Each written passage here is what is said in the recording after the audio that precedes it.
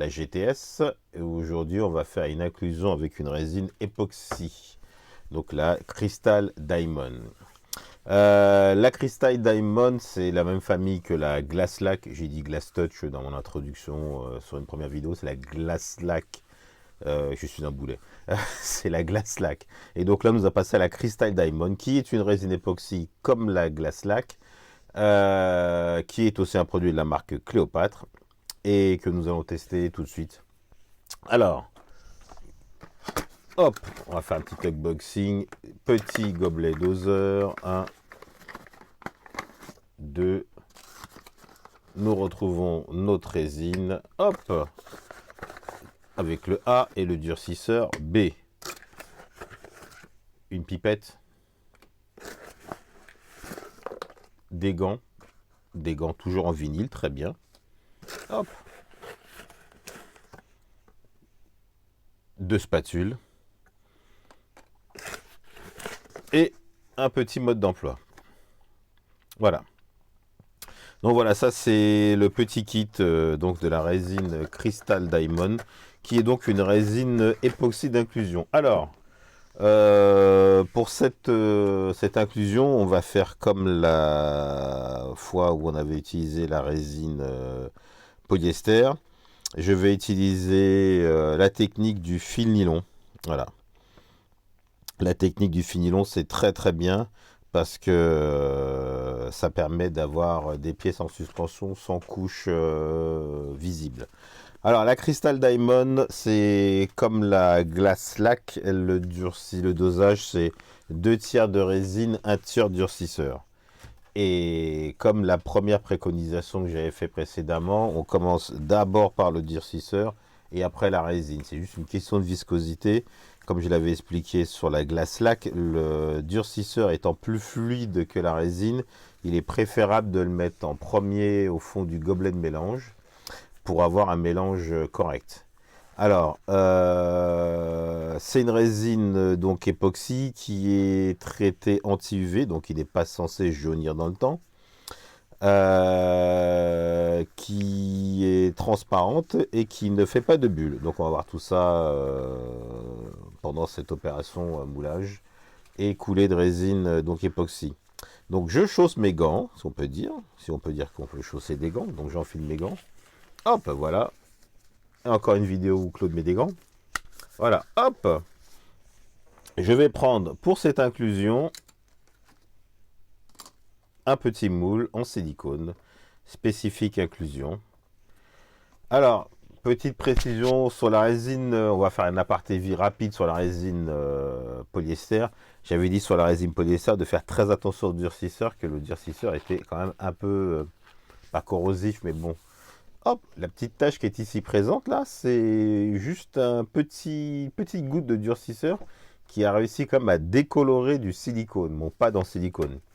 Donc faites bien attention, pas en mettre dans les yeux, dans les vêtements. Tout ce qui est résine, faites attention quand vous travaillez les résines, hein. Mettez des gants, travaillez dans un local aéré, même si une époxy ne sent pas, on prend toujours des précautions d'usage, on ne mange pas, on fume pas, on boit pas. Voilà. Les petits gobelets doseurs. Je vais prendre, hop, un gobelet doseur qui sera un peu plus pratique pour cette opération. On peut s'inspirer de ces gobelets qui sont très très bien, mais comme là je vais faire une coulée un peu plus massive, je vais prendre un petit gobelet doseur. J'utilise d'habituellement dans mon kit de résine journalier, on va dire. Et donc je vais prendre une pièce que j'ai mis sur un fil nylon, et cette pièce, elle est attachée donc à ce fil nylon et elle va être en suspension dans ma résine. Voilà. Donc je l'ai accroché sur un cure-dent qui est collé, voilà, comme ceci. Mon fil, hop, je mets la pièce comme ceci et donc elle est en suspension dans le moule. Voilà, si on regarde de plus près, voilà, la pièce est en suspension dans le moule. Ce qui me permettra de faire une coulée avec la pièce en suspension au fond du moule, enfin au fond du moule, en suspension dans le moule. Donc je fais bien attention. Alors je fais bien attention à mon moule aussi, s'il y a des petites poussières, voilà, il est bien propre. Et je mets ma pièce en suspension dedans. Voilà, hop, voilà, c'est réglé. Et donc là, donc on a dit que c'était 2 tiers de résine, 1 tiers de durcisseur. comme pour la résine d'inclusion, préalablement, vous faites une petite préparation pour savoir, vous mettez de l'eau dans le moule pour savoir quelle quantité de résine vous allez utiliser. Ça évite de faire des gâchis.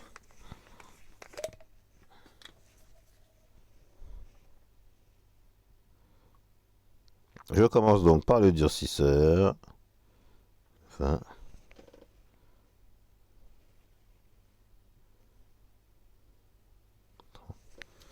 voilà.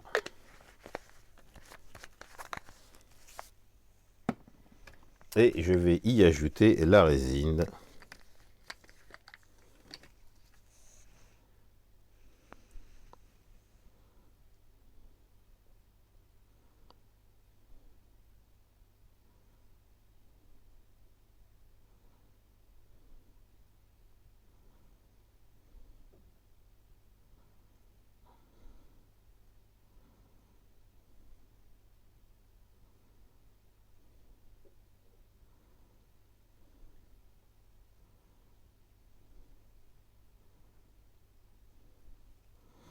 Et voilà.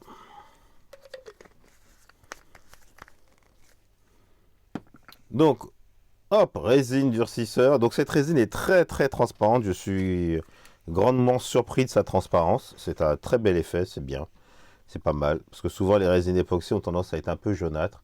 Et donc là, je mélange. Alors je fais attention quand je mélange à ne pas rentrer trop d'air.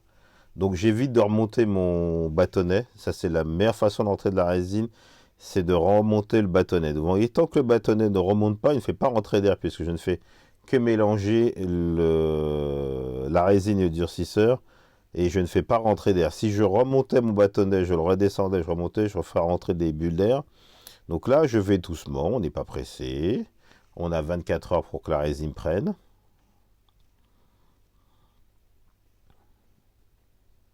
Alors, une résine, à partir du moment où vous mélangez une résine et son durcisseur, il y a ce qu'on appelle un temps de vie en pot.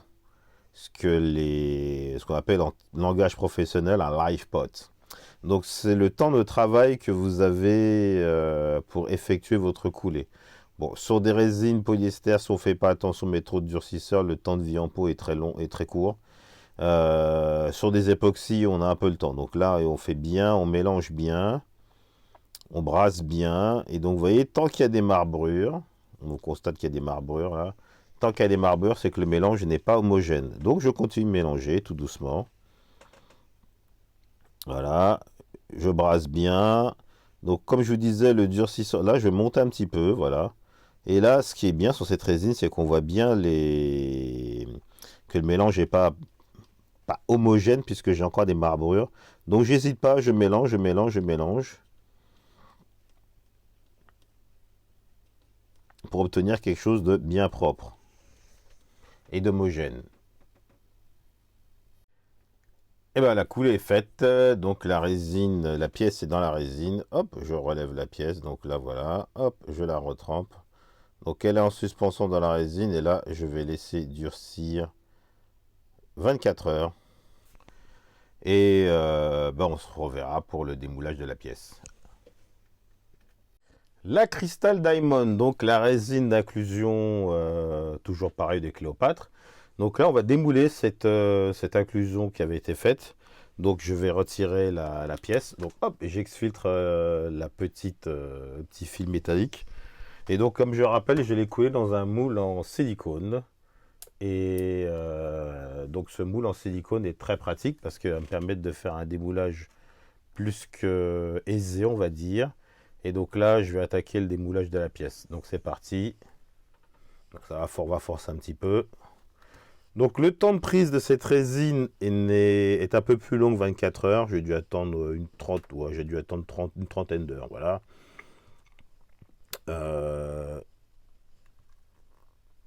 L'avantage, c'est qu'elle ne fait pas de bulles.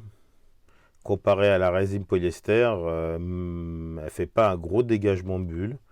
J'étais agréablement surpris. Et donc là, je vais découvrir en même temps que vous parce que j'ai pas vu encore le résultat. Hein. Donc, j'ai pas fait de test préalable, c'est du direct. Hein. Hop.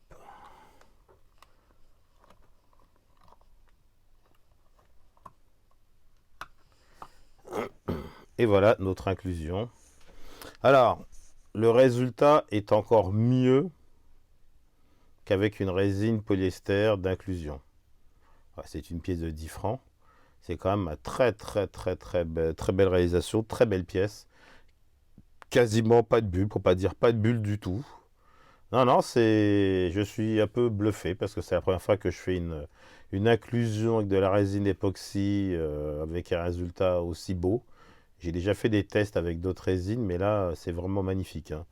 Là, je suis vraiment bluffé. Et c'est une très belle résine. Alors, je ferai d'autres tests avec d'autres résines, mais celle-ci, je suis quand même agréablement surpris.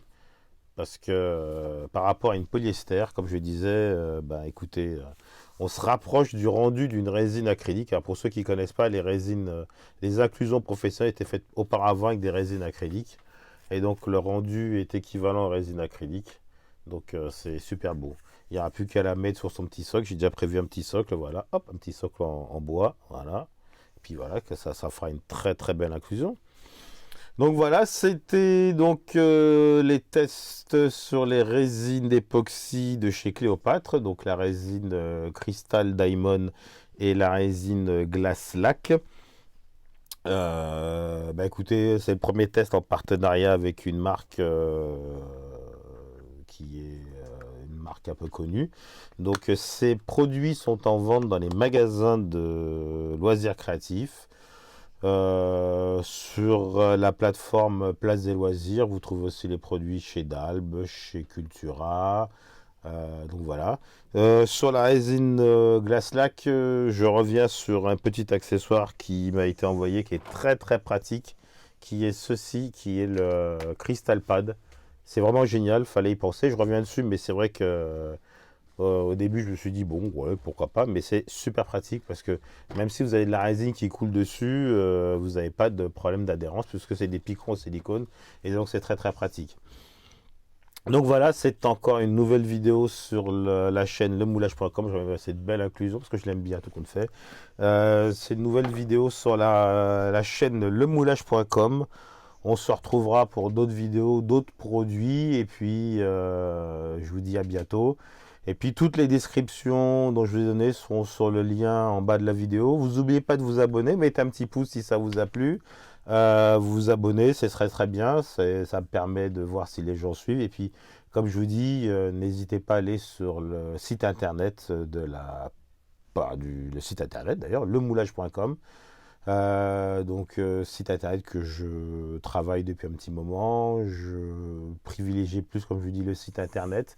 Et parce que la chaîne YouTube, ça prend un peu de temps. Donc n'hésitez pas à m'envoyer des questions si vous en avez à claude@lemoulage.com.